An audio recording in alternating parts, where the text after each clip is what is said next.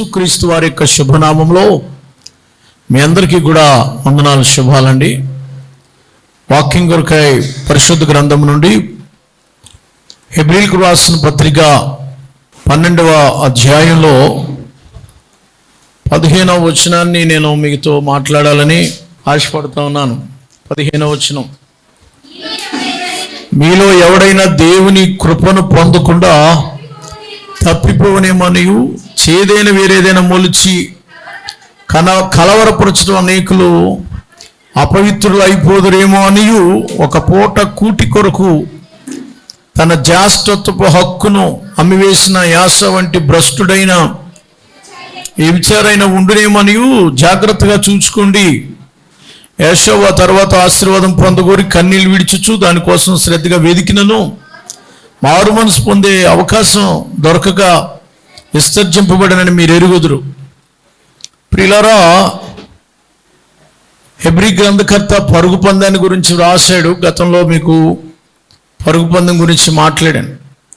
ఇది కూడా మాట్లాడాను అనుకుంటున్నాను, ఎప్పుడో గుర్తులేదు. సో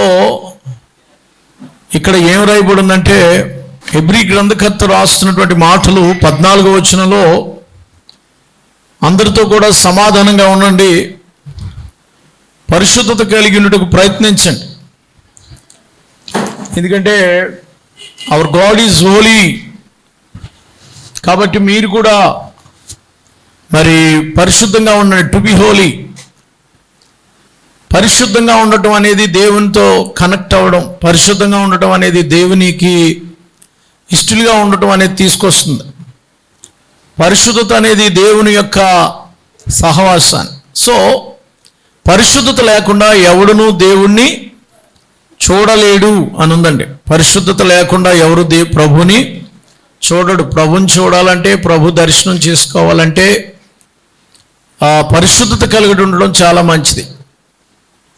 అయితే 15వ వచనంలో ఏం చెప్తున్నాడంటే, మనం చదువుకున్న వాక్యంలో, మీలో ఎవడైనా దేవుని కృపను పొందకుండా తప్పిపోవనేమనియు.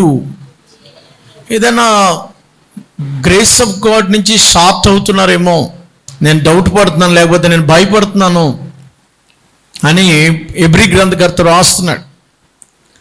ఏమన్నా కృప పొందకుండా షార్ట్ అయిపోతారేమో, దేవుని కృప పొందకుండా తప్పిపోవనేమనియు, చేదైన వేరు ఏదైనా మొలిచి కలవరపరుచడం వల్ల అనేకులు అపిత్రులు అయిపోదురేమనియు. నేను కొంచెం మరి జాగ్రత్తగా చూసుకోండి అది. ఎందుకంటే కృప, దేవుడు చాలా కృప మనకు అనుగ్రహించాడు. కృప, బ్రతికి ఉన్నామంటే దేవుని కృప, గ్రేస్. జీవిస్తున్నామంటే దేవుని కృప. ఆదివారం చూసామంటే దేవుని కృప. చర్చ్కి వచ్చామంటే దేవుని కృప. అన్నిటికీ మించిన కృప, రక్షించబడ్డామంటే దేవుని కృప. దేవుడు మనల్ని రక్షించుకున్నాడు, అది దేవుని కృప. 103వ కీర్తన వేళ చదువుకున్నాం. ఆకాశానికి భూమికి ఎంత దూరమో, భూమికి ఆకాశానికి ఎంత దూరమో తన యందు భయభక్తులు గల వారిలన్న కృప అని కీర్తనలో ఉంది. తన పిల్లల వరకు తన కృప నిలిచి ఉండుననుంది. ఆయన కృప ఎలా ఉంటుందటండి? నిరంతరం ఉండును అని 136లో ఉంది. ఇక బైబిల్ అంతా కూడా పరిశుద్ధ గ్రంథంలో కృప ద్వారా మనం బ్రతుకుతున్నాం. కృప, దేవుడు ఎన్నో కృపలు ఇచ్చాడు మనకి. కృప ద్వారా రక్షించుకున్నాడు, అదొక కృప. ఈవేళ పరిశుద్ధ ఆలయంలో కూర్చున్నామంటే అది దేవుని యొక్క కృప ఉంటుందండి. ప్రియులారా, ఎఫెసీయులకు రాసిన పత్రికలో కృప గురించి రాశాడు. 2వ అధ్యాయంలో ఎఫెసీయులకు రాసిన పత్రిక, నేను ముఖ్యంగా మాట్లాడేది కృప నుంచి షార్ట్ అవుతున్నామేమంటే, కృప పొందకుండా తప్పిపోవచ్చున్నామేమో అని జాగ్రత్తగా చూసుకోండి. కృప, దేవుడు కృపలు ఇచ్చాడు. కృప ఇచ్చాడు, గుడి కిందకు వచ్చాం. కృప ఇచ్చాడు, ఒక గూటి కిందకు వచ్చాం. కృప ఇచ్చాడు, పని వచ్చింది. కృప ఇచ్చాడు, బ్రతుకుతున్నాం. కృప ఇచ్చాడు, చక్కగా చదువుకున్నాం. కృప ఇచ్చాడు, చక్కగా భార్యనిచ్చాడు, భర్తనిచ్చాడు. కృప ఇచ్చాడు, కృప ద్వారా చక్కగా బిడ్డలనిచ్చాడు, కృప ద్వారా చక్కగా గృహం ఇచ్చాడు, కృప ద్వారా పని ఇచ్చాడు, కృప ద్వారా పని చేసుకున్నాం, బ్రతుకుతున్నాం. ఇంత కృప పొందుకుని యు డోంట్ షార్ట్. ఆ కృపను పొందకుండా మీరు ఒకవేళ బయటికి వెళ్ళిపోతారేమో అనేది నా భయము అని చెప్పేసి దావీదు భక్తుడు లేక హెబ్రీ గ్రంథకర్త వ్రాస్తా ఉన్నాడు. ప్రభునందు ప్రియులారా, సో కనుక కృపను బట్టి మనం దేవుణ్ణి స్తుతించాలి. ఎఫెసీయులకు రాసిన పత్రికలో దేవుడు మనకిచ్చిన అమూల్యమైనటువంటి కృప ఏంటో అక్కడ రాశాడు. మొదటి వచనం చదవండి.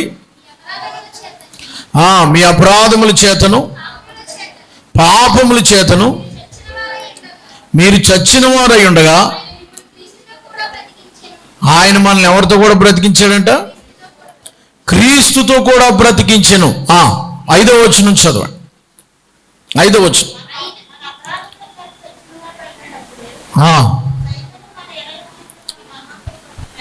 మన అపరాధముల చేత మనము చచ్చిన వారమై ఉన్నప్పుడు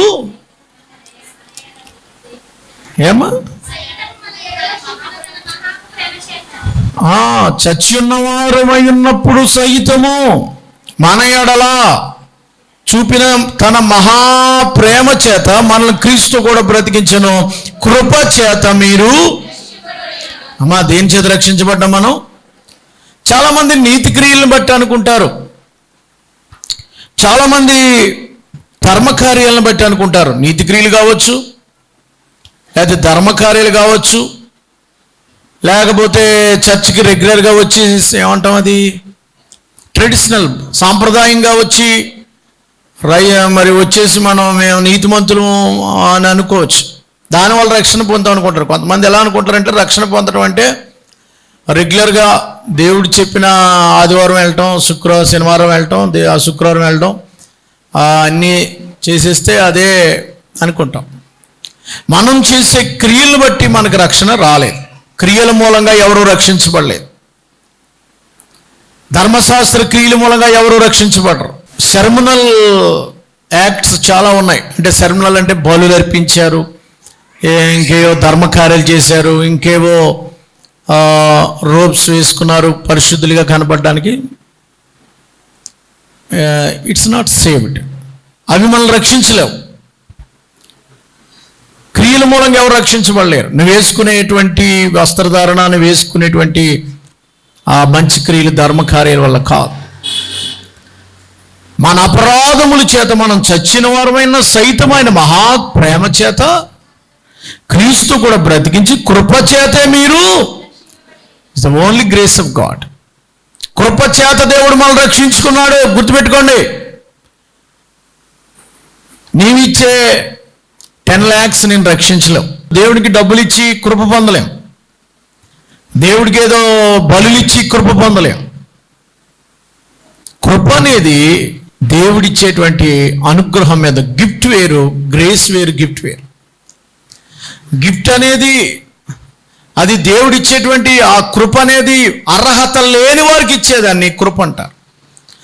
సపోజ్ గిఫ్ట్ అంటే ఏదో బహుమతి పాస్ అయ్యాడనో లేదా బర్త్డేనో ఏదో ఇస్తారు. కానీ కృప అనేది అర్హత లేనప్పుడు వచ్చేది కృప. ఏ అర్హత లేదు మనకి రక్షణ పొందడానికి, చర్చిలో కూర్చోవడానికి, ప్రభువా అని పిలవడానికి కూడా నాకు యోగ్యత లేదు. పాపిని ప్రభువాని రొమ్ము కొట్టుకుంటూ చివర కూర్చున్నాడు. ఎవరండి? అర్హత లేదు. పాపాత్మురాలు స్త్రీ, నీ కాళ్ళు పట్టుకోవడానికి కూడా నాకు యోగ్యత లేదు, కృప ఇచ్చావయ్యా.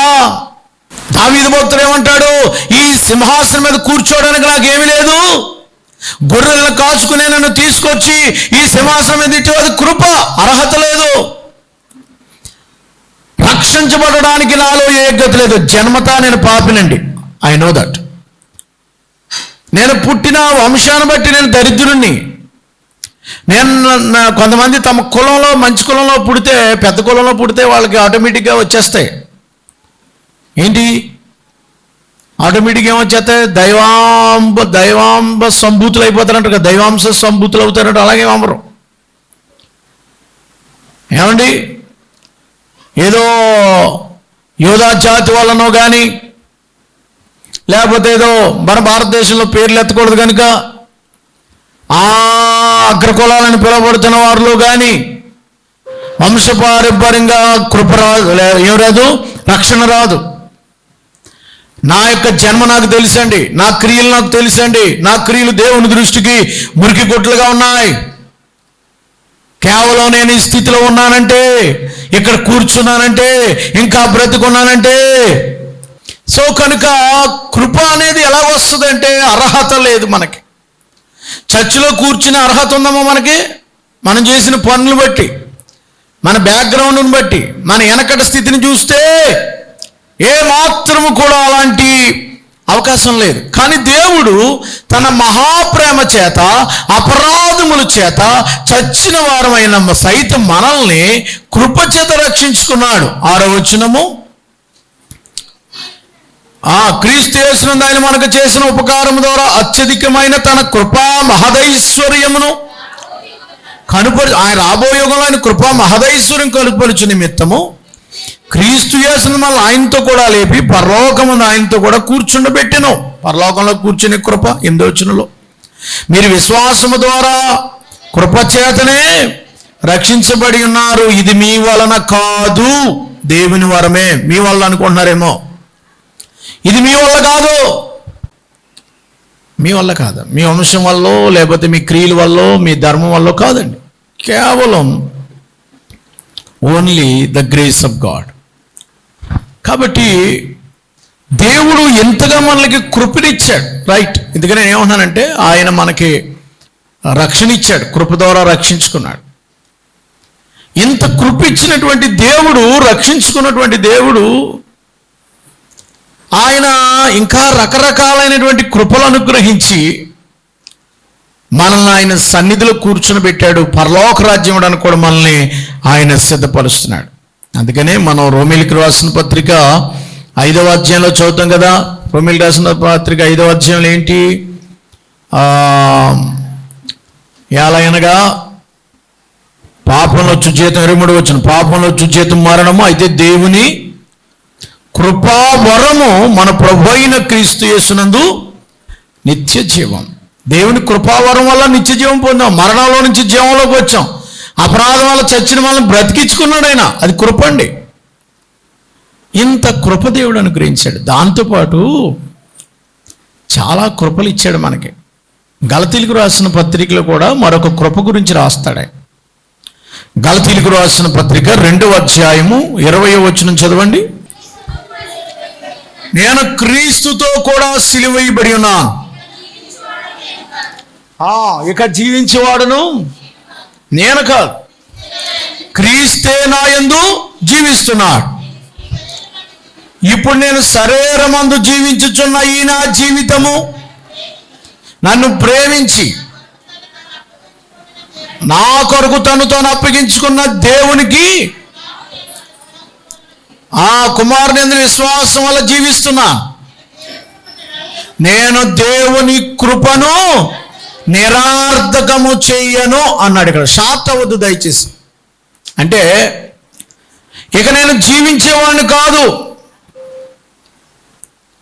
ఎందుకంటే నేను జీవిస్తున్న ఈ జీవితము క్రీస్తు ప్రభు ఇచ్చింది. గతంలో నేను హింసకుణ్ణి, గతంలో నేను దోషకుణ్ణి, అమ్మా పౌలు గారు అంటున్న మాట, గతంలో నేను దౌర్భాగ్యుణ్ణి, గతంలో నేను దుర్భాషలాడేటువంటి హానికరుణ్ణి. అలాంటి వాడినైనా నన్ను యేసుప్రభు వారు ఏం చేశారండి? నా కొరకు ఏం చేశారు? ఇక నేను క్రీస్తు కూడా సిలువేయబడ్డాను, ఇక నేను జీవించేవాడు నేను కాదు కానీ క్రీస్తే నా యందు జీవిస్తున్నాడు. ఇక నేను జీవించే ఈ శాశ్వత జీవితం అంతా ఎవరి కొరకు జీవిస్తున్నాను? నేను చూడండి అక్కడ ఏమంటాడు 20వ వచనంలో, నాకు ఎవరికి అప్పగించుకునినా దేవుని కుమారు యందు విశ్వాసం వల్ల జీవిస్తున్నాను. ఆయన నాకు ఇచ్చిన కృపను, దేవుడు చాలా కృపలు ఇచ్చాడంట. ఎవరికి? పౌలు గారికి సేవ చేసే కృప ఇచ్చాడు, పరిశుద్ధ జీవితం జీవించే కృప ఇచ్చాడు, ఖైదీ అయ్యే కృప ఇచ్చాడు, కోర్టులో సాక్ష్యం చెప్పి కృప ఇచ్చాడు. యూరప్ ఖండానికి సువార్త ప్రకటించి కృప ఇచ్చాడు. అందుకే ఆయన ఏమంటాడు తెలుసా? 1 కొరింథీయులకు రాసిన పత్రిక 3వ అధ్యాయం 10వ వచనంలో ఈ రీతిగా అన్నాడు ఆయన. 1 కొరింథీయులకు రాసిన పత్రిక 3వ అధ్యాయం 10వ వచనం, దేవుడు నాకు అనుగ్రహించిన కృప చొప్పున నేను దేవుడు నేర్పరైన శిల్పకారుని వలె పునాది వేసి, దేవుడు నాకు అనుగ్రహించిన కృప చొప్పున ఈ సేవ అంతా చేశాను. కృప అమ్మ, దేవుడు కృప ఇస్తేనే మనం ఏదైనా ఒక ఉద్యోగం చేసినా, ఒక సాధకం చేసినా, ఒక గొప్ప పని చేసినా, ఒక మంచి పని చేసినా, ఒక చర్చ్ పని చేసినా కృప. మన చర్చ్ పని చేసే తాపి మేస్త్రి గారు ఒక ఆయన అంటున్నాడు, ఏమంటే ఈ చర్చి పని చేయటం అనేది దేవుడు ఇచ్చిన గొప్ప కృప, భాగ్యం. అందరికో కానీ రాదండి ఈ అవకాశం. ఆ అవకాశం దేవుడు నాకు ఇచ్చాడు. అందుకని పని ఆపకుండా మరి చేయించేసుకోండి అంటున్నాడు అనమాట. దేవుడు పని చేస్తే అది దేవుడు పని చేసినట్టు తృప్తి. దేవుడు పని చేసే ఈ మందిరం నేను కూడా కట్టగలిగే ఆ పనిలో పాలుభాగస్తులైనటువంటి భాగ్యం దేవుడు నాకు ఇచ్చాడు. నాకే కాదు, మొదటి నుంచి చూస్తున్నాను నేను. మరి నేను పని దగ్గరికి వచ్చినప్పటి నుంచి ఇందులో ఒక కుర్రోడు మొదటి నుంచి పని చేస్తున్నాడు. దేవుడి పని కోసం అతడు అంతలా సమర్పించుకున్నాడు అని మరి మేస్త్రులు చెప్పడం ఆశ్చర్యంగా. కృప అన్నమాట. కనుక కృప అనేది దేవుడిచ్చిన కృపలో, పనిచేసే కృప, ఉద్యోగం చేసే కృప, టాలెంటెడ్ అన్ని గిఫ్ట్స్ దేవుడు ఇచ్చాడు. కృప ద్వారా దేవుడు మనకు అనుగ్రహించాడు. దేవుని కృప మన మీద ఉన్నప్పుడే మనము క్షేమంగా ఉంటాం. ఆయన కృప నిరంతరము ఉండడం. ఇంత మంచి కృప ఇచ్చినటువంటి దేవుడు రక్షించుకున్నాడు, సంఘంలో పెట్టాడు, సహవాసం ఇచ్చాడు, చిన్నపాటి ఉద్యోగం ఇచ్చాడు. కృప కదా. ఆరోగ్యం ఇచ్చాడు, గత నెలంతా కాపాడాడు. కృపే కదా. కృపను నిరార్థకం చేయను నేను. ఏమన్నాడండి ఆయన? దేవుడిచ్చిన కృపను నిరార్థకం చేస్తున్నారు కొంతమంది. ఆయుష్ ఇచ్చాడు, నీకు నిరార్థకం చేసుకున్నావు, షార్ట్ అవుతున్నావు నువ్వు. దేవుని కృప పొందకుండా నువ్వు తప్పిపోతావేమో. Lest anyone fall short of the grace of God. ఎవడైనాను దేవుని కృప నుండి తప్పిపోతాడేమో అని నేను బాధపడుతున్నాను. దేవుడిచ్చిన ఆ యోగ్యతలు, దేవుడిచ్చిన ఆశీర్వాదాలు, దేవుడిచ్చిన ఆ మంచి మంచి జీవితం, దేవుడిచ్చిన యవన కాలం, దేవుడిచ్చినటువంటి ఆరోగ్యం, దేవుడిచ్చినటువంటి ఇవన్నీ కృపల కిందకు వస్తాయండి. ఈ కృపను పొందకుండా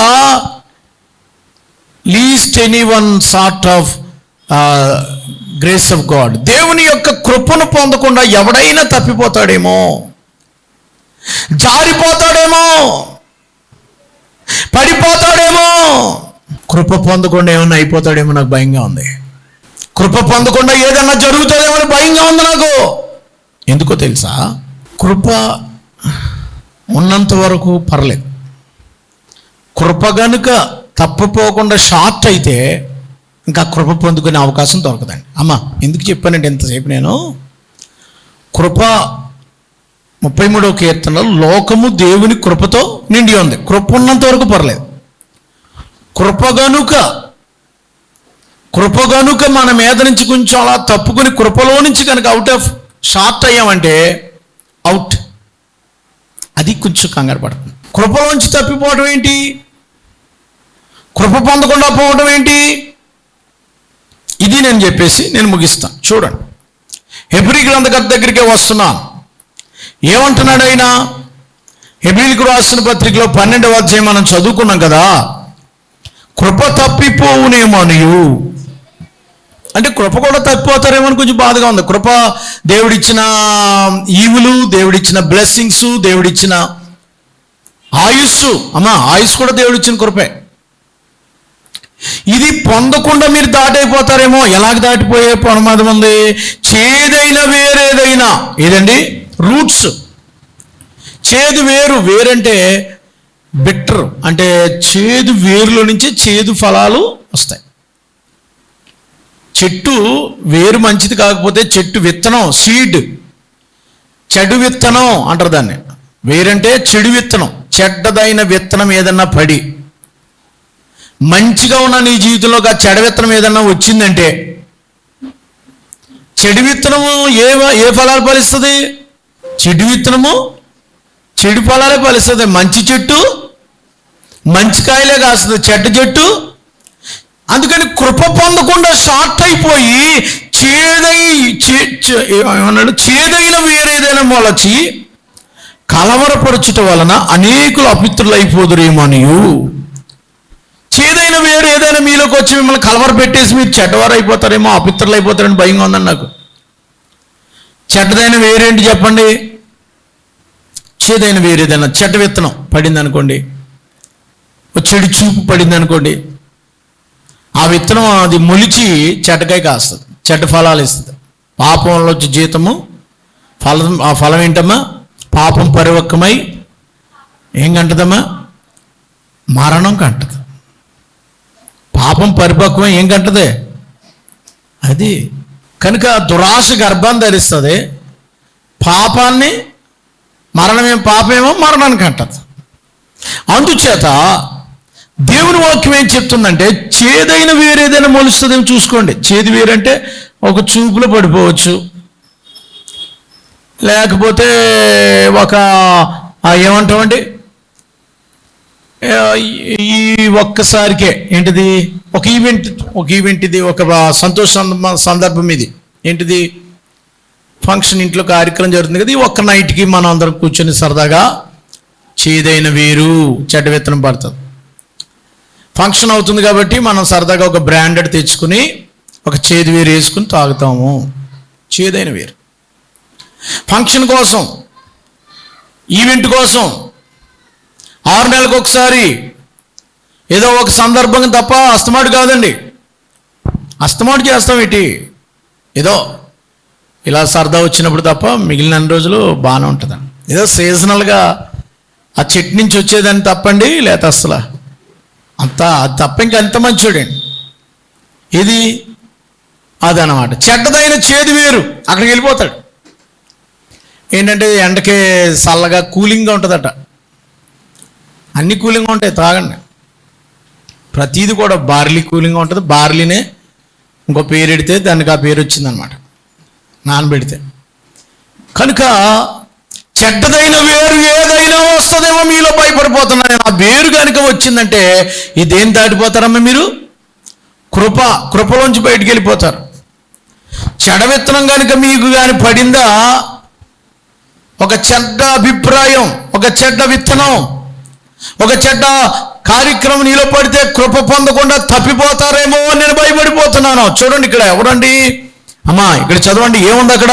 ఒక అపవిత్రులు అయిపోదురేమో నీవు, ఒక పూట కూటి కొరకు తన జ్యేష్ఠతో కమ్మేసిన యాస వంటి చిన్న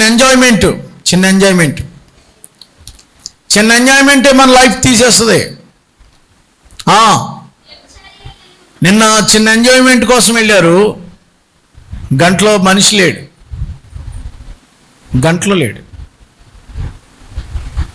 ఎవరొస్తాడు? కృప షార్ట్ అయిపోతుందేమో భయంగా ఉంది నాకు.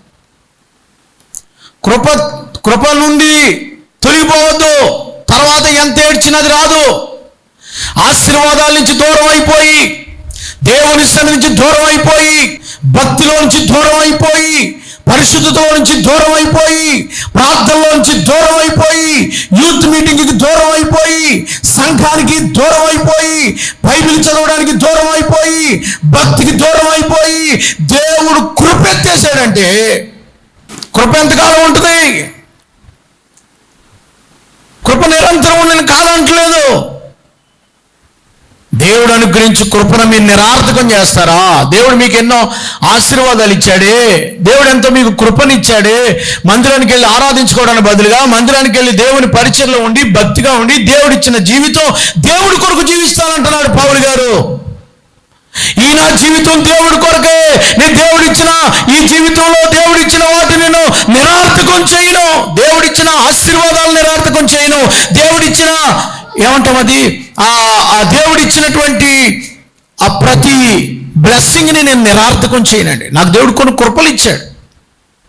I have receive from grace of gifts. కృపావరాలు కొన్ని దేవుడిచ్చాడు, అవి నేను నిరార్థకం చేయకూడదు.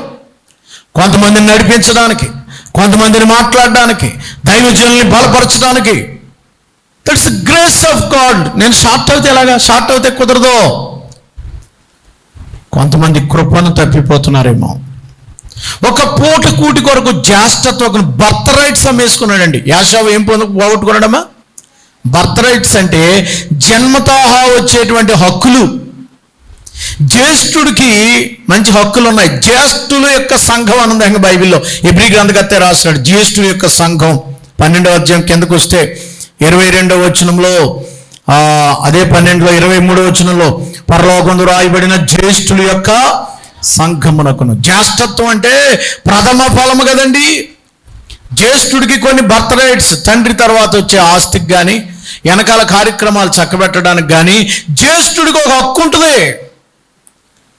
కానీ మనోడు ఆ జ్యేష్ఠత్వ హక్కును ఏం చేశాడమ్మా? ఒక పూట కూటి కొరకు ఏం చేశాడు? యాషావు గారు అమ్మేశాడు. జస్ట్ ఒక పూట డ్రింక్ కోసం అమ్మేస్తారు కొంతమంది దేవుణ్ణి. జస్ట్ ఒక పూట పర్లేదు. ఈసారికి మేము అందరం చర్చికి వెళ్ళట్లేదు ఏంటి? మేము చర్చికి వెళ్తున్నాం, మేము వెళ్తాం, పర్లేదు. ఈసారికి కృపను పోగొట్టుకుంటున్నారు. ఈసారికే పర్లేదులే, ఈసారికే అయ్యో ఆయన కృపను పొందకుండా చెడ్డవేదైనా మొలిచి దేవుని యొక్క ఉగ్రతకు గురవుతారేమో అని నేను భయపడుచున్నాను అంటాడు. కృప పొందకుండా చెడ్డ వేరేదైనా మొలుస్తుందేమో.